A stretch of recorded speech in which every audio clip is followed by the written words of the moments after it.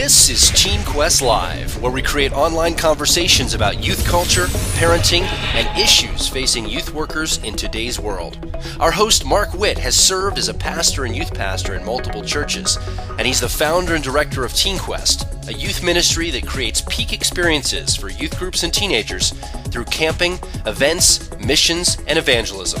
Welcome to Teen Quest Live.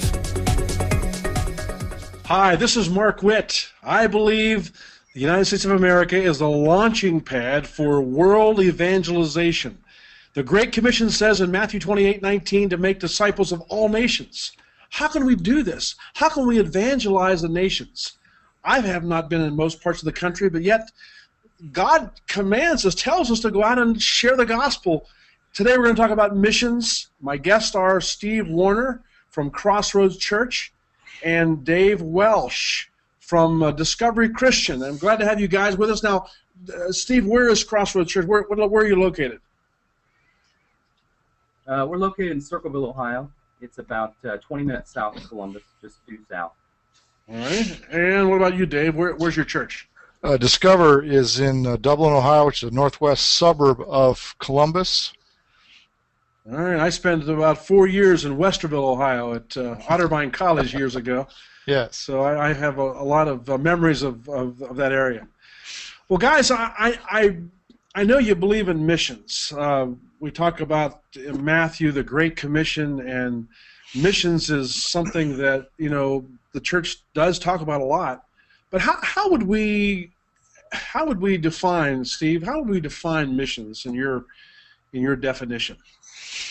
You know, I think if we look back just over the history of missions, a lot of times we kind of get caught up with lumping everything into foreign missions, which would be somebody who sets out, raises their own support, goes to another nation or another place abroad, and says, "Okay, I'm going to set up camp here, and I'm going to be a missionary to these people." But as I continue to communicate to my students and just the youth here and the church as a whole, missions is something that's not necessarily just an event. It's not necessarily just one trip. It's not necessarily for those that go overseas, but it's for each one of us. We are called, as you already stated, through the gospel to be missionaries in our everyday life, to be a missionary for Christ. And I think, you know, as I continue to just continue to research, you know, where our community's at, where our country's at, our nation needs missionaries more and more every day, because we are a post-Christian nation, and we need to. We're not the majority anymore. Christians are not the majority, and it's time for us to continue to do that and to remember and to communicate the fact that we are to be missionaries in our everyday life, whatever. And by the way, both of you guys are youth pastors in your own churches. Is that correct? Yeah. Correct. Okay, and you're working with young people, so you firsthand, you're part of training these kids to think of missions. Well, Dave, how would we define career missionaries versus everyone's to be a missionary? Everyone who knows Christ obviously should be a missionary, should share their faith with people everywhere, and we should look to the world, as Jesus said. But what's the difference between that and a career missionary? Well, I think a career missionary would be someone that leaves their home and goes into an area and just commits their life to spreading the gospel and serving those people that the area they've gone to, whether it be, you know, an Indian reservation in the United States or, you know, a tribe in Africa or wherever that might be, but they're dedicating their whole life to that aspect, as opposed to someone here where we're called to be missionaries, but we have other responsibilities as well. Why is it such a big deal for us to push missions to kids, in particular, teenagers? Why? I think, speaking of our students and my experience, is that they have a lot of stuff.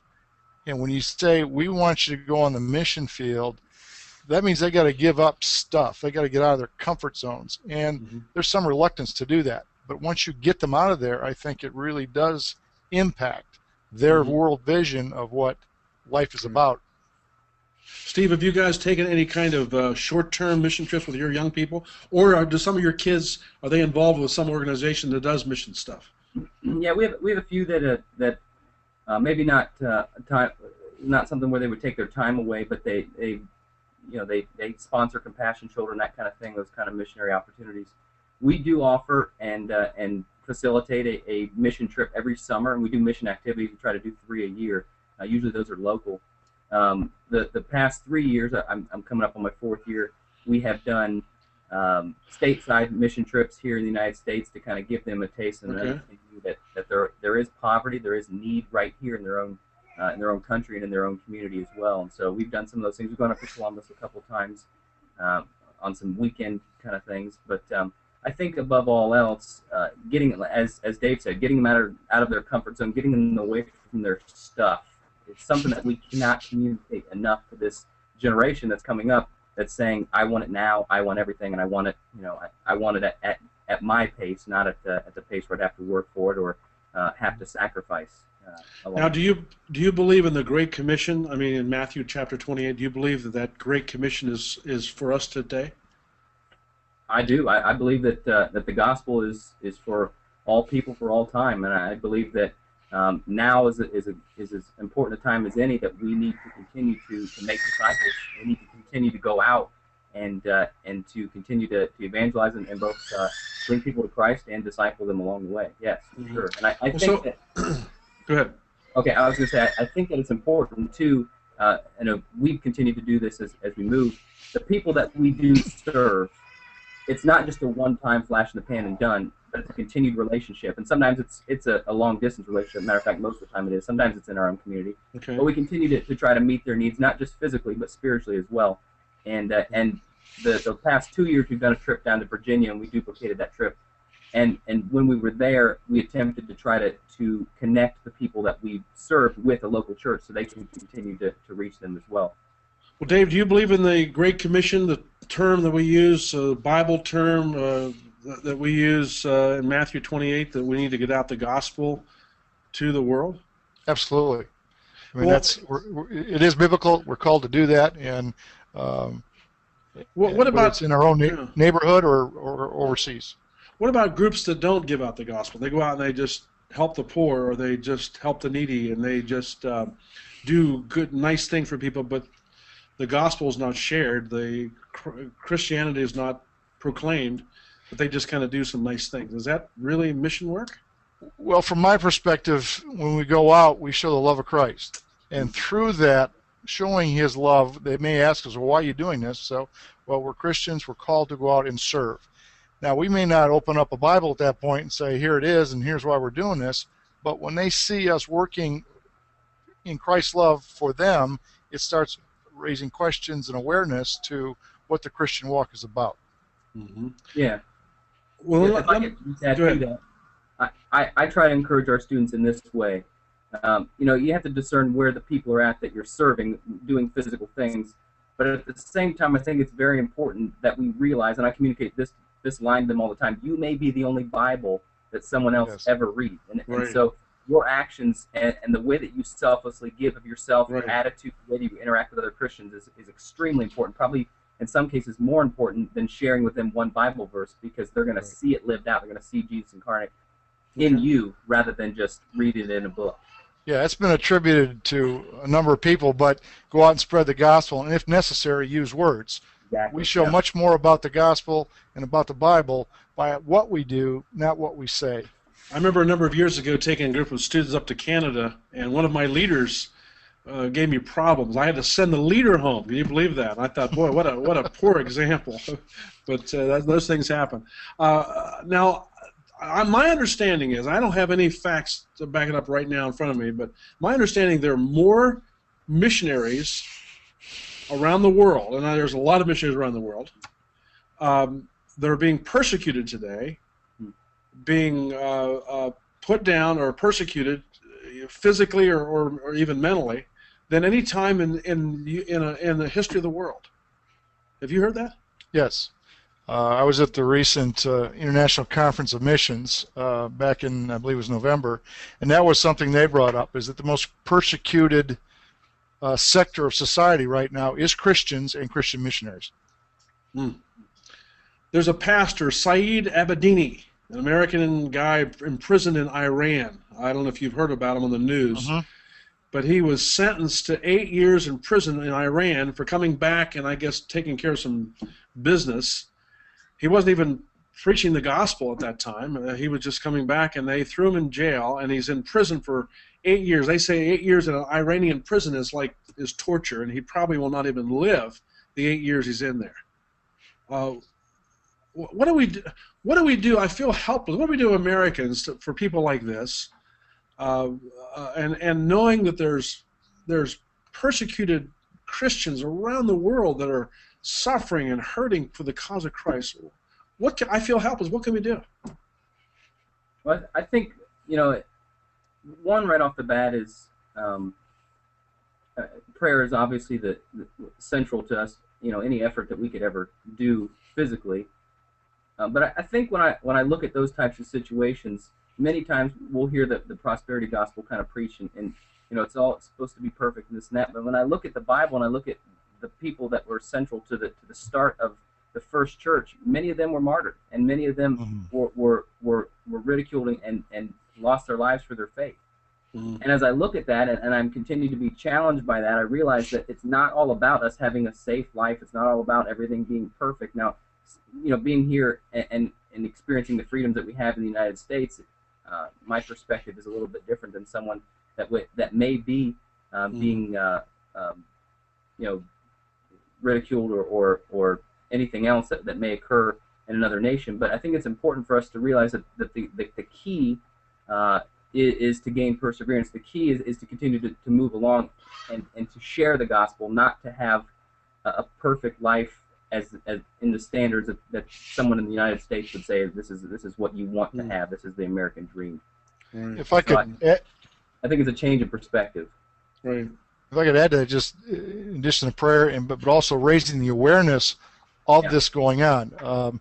Christ in Youth did a movie like a year ago called Love Costs Everything, which documents the case of a number of foreign missionaries in India, a number of other countries, and their persecution and what they have to go through to spread the gospel. And it just raises the awareness. When you show that to 2,000 students, that raises their awareness that this isn't just, go out and shake hands with your neighbor and say, I'm a Christian. To some people, it does cost them everything.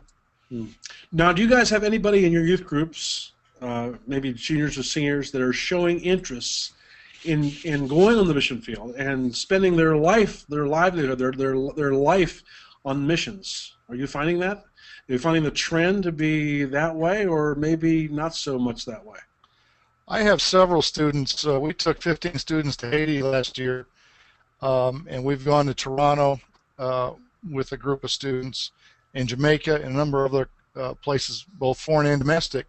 And I've got 4 seniors right now, 2 of which are very earnestly pursuing mission work. They're going to college, but that's going to be their major, that kind of thing. Awesome. So their hearts are open to that. So you guys sense there's more interest now than maybe ever in missions, or is that not true? Steve?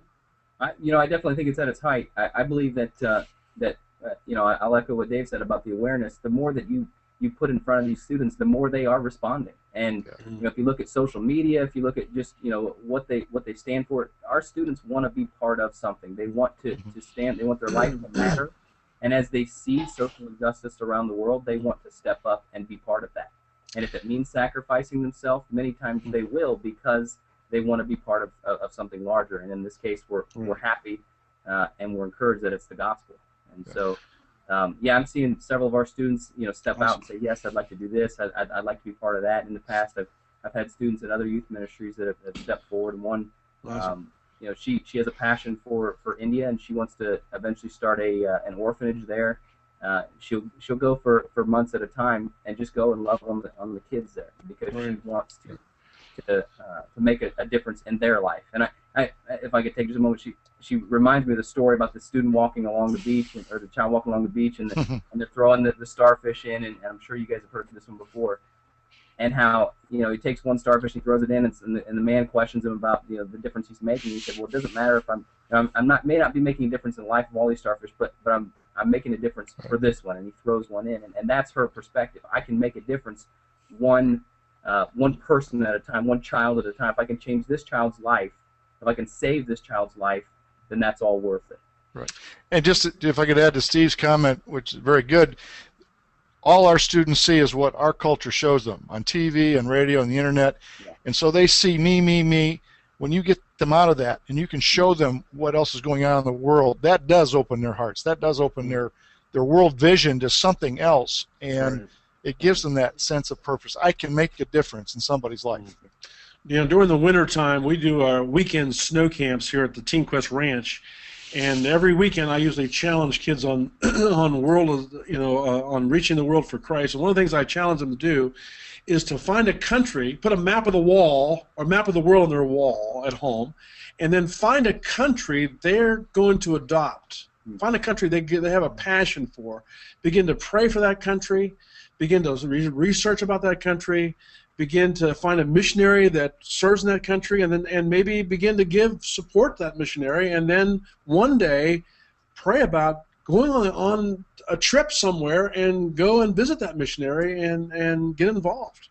Adopt a country. I got a lot of students who are interested in that kind of thing, and I think it's kind of fun to get them to do that. Mm-hmm. I'm going to take just a quick break here, but when I come back, I'm going to ask you guys this question about there's a world out there that needs Christ, and do people that don't know about Jesus, will they spend eternity away from Christ? If missions is truly to reach the world for Christ, and Jesus said, "I'm the only way," how do we deal with that? Let's talk about it just a second. I want to take a break for a moment. For those of you who are watching versus via the internet or on our podcast, I want to invite you to attend our summer weekend Elevate Camp at the Teen Quest Ranch in Somerset, Pennsylvania. This is off the Pennsylvania Turnpike in western Pennsylvania. Now, we have a great facility, 140 acres.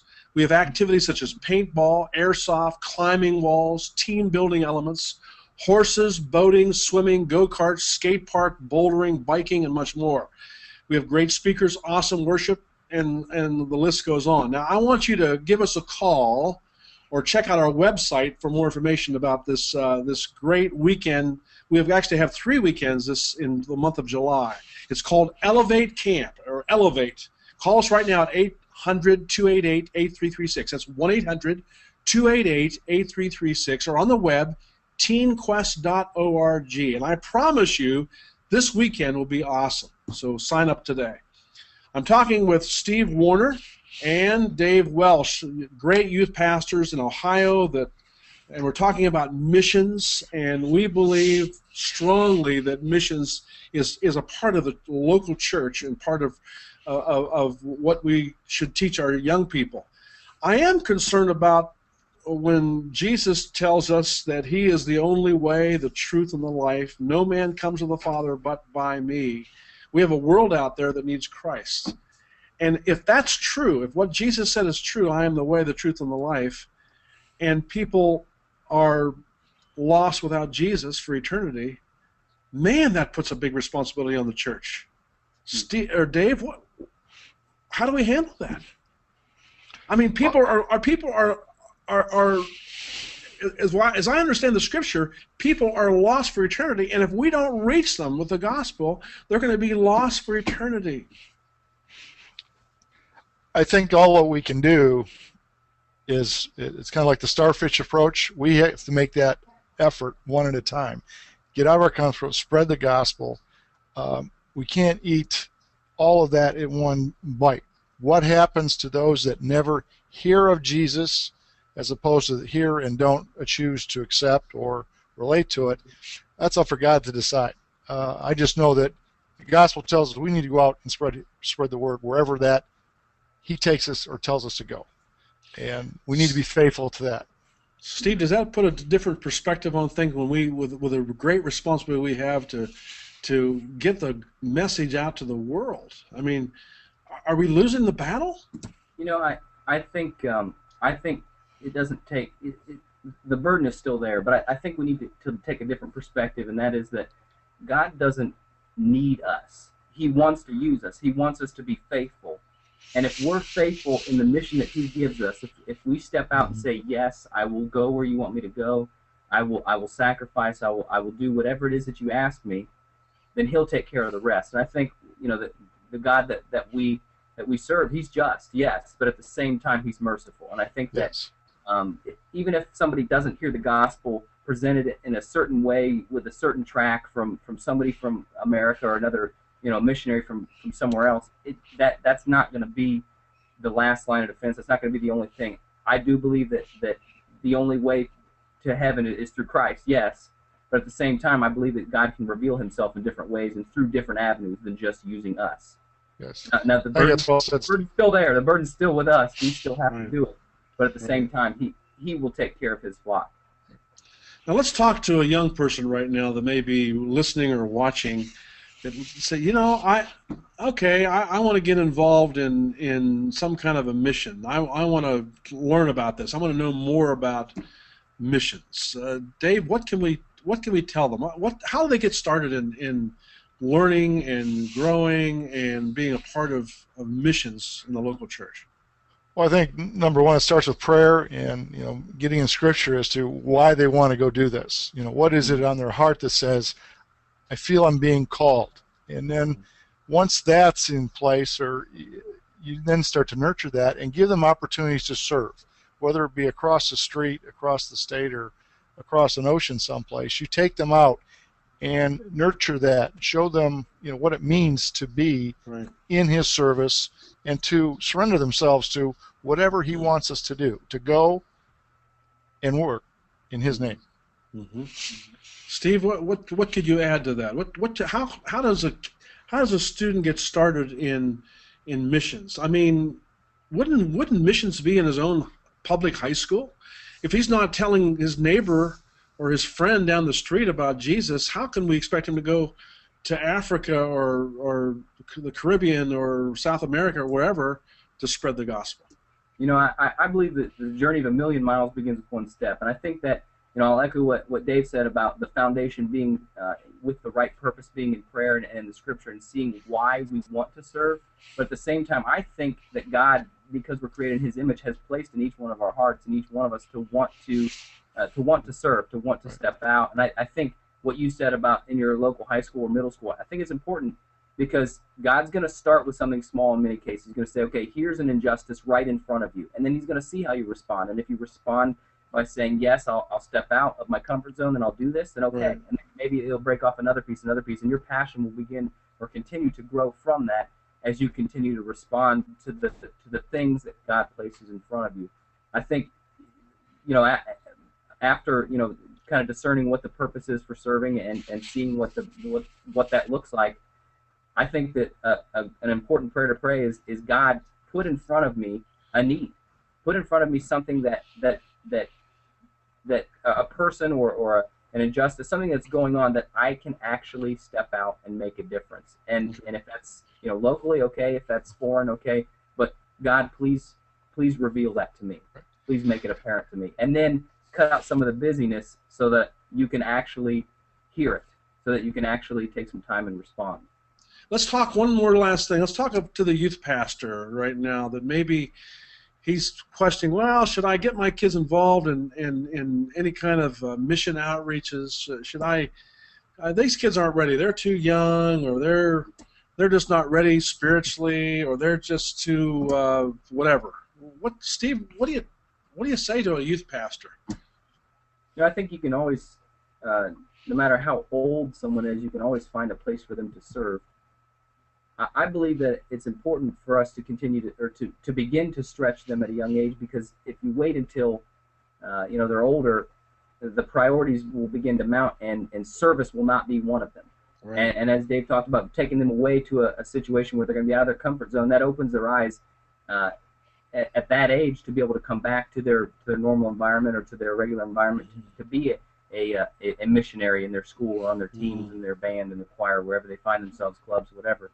And I think, for the youth pastor out there, I believe that service is central, and I believe that when we look at just camp in general, in many cases they become something of a competition, a camp and a mission trip, and I don't believe it has to be so. I believe that they have different purposes. At camp, sometimes it's a time to get away and for discipleship. With a mission trip, a lot of times it's a time for fellowship as well, but also for service and for sacrifice. And so, Right. and I believe as well that you can worship on a mission trip better than you may be able to on a Sunday morning, because when you worship by working hard and doing it for God and not for anybody else and not any other reason but to say I want to set out there, then you Right. can really grow spiritually through the work, through the effort, through the sacrifice. Fantastic. I'd just like to add that Steve mentioned worship. If you see, like it was very impactful from some of our students for seeing the worship in Haiti, how the Haitian worship Yeah. for 2 hours in hot, humid climate, and they Right. were all in. I mean, they were very engaged. When you look at some of our worship here stateside, it's kind of like the Frozen Chosen. Everybody's kind of standing rigid in their spots and maybe singing, and maybe when I see that, it again has that impact on their heart. And just again to the youth pastors is that by having that shared experience of being on the field, doing something together, sharing that discomfort of being out of your comfort zone together, and when it brings it back, that brings your youth group so close together. Right. And those kids then helps them relate to each other and help each other hold accountable and grow spiritually. So I think it's a win-win all the way around. I want to challenge, if you're watching or listening right now, I want to challenge you as a youth leader or a teenager to get involved in missions. This summer is a great opportunity. Don't wait till you're 25 years old or 30. You do it now while you're young. And the youth pastors, get them involved. So if your youth group doesn't go as a group, there's all kinds of mission organizations out there that send young people around the world. And get them involved. If you can't find anything, check with Teen Quest. We'll be glad to put them to the service of the Lord this summer as well. Well, guys, Steve Warner from the Crossroads Church and Dave Walsh from Discovery Christian, we're glad to have you guys with us today to share some ideas on missions. And I'm excited. I really see a world of young people out there that are hungry for truth. And maybe this next generation, we're going to see a big turnaround in the world as young people are being sent out and to spread the gospel to the world. Thank you for being with us today. Thank you. Thank you. Hey, thanks for joining us today on Teen Quest Live with Mark Witt. You know, the discussion is just starting. You can visit our website and leave your comments and thoughts about this topic. Find us online at teenquest.org. That's teenquest.org. And we'll see you next time on Teen Quest Live.